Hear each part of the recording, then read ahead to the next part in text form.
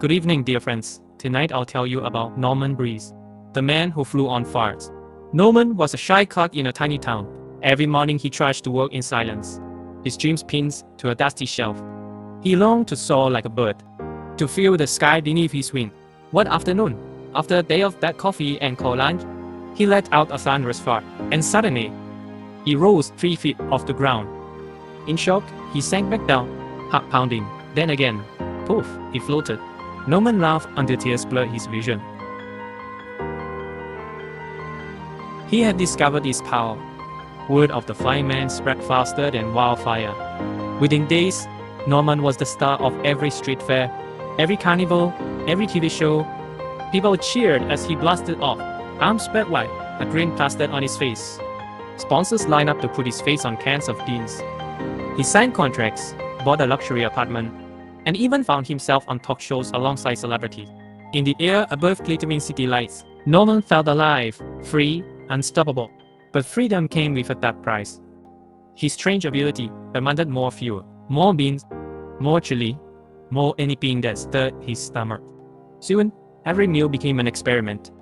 Each bite a gamble, his body grew tired. Yet, he traveled farther and higher, chasing applause in distant land. Loneliness crept in as friends drifted away, repelled by the constant stink. He missed simple walks in the park, a quiet dinner with someone who cared for the man inside the flight suit. Not the spectacle. Then came the final night in Rio. The stadium held 10,000 eager faces. Norman swallowed a plate of the hottest pepper chili anyone had ever seen.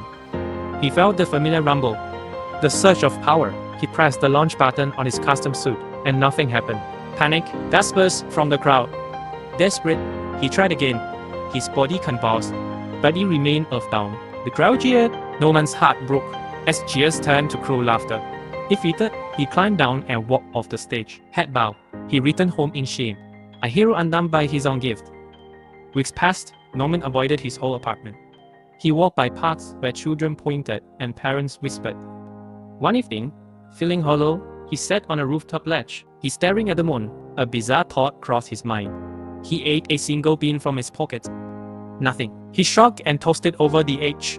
As the bean fell, it made a small puff in midair, and he hovered, spinning gently upward, carrying that glowing bean off into the night sky like a tiny balloon. Norman realized then that his power had never been inside him. It was in the ordinary being, in every small thing we dismiss as waste. The magic wasn't his alone. It was everywhere, waiting in the overlooked scraps of light.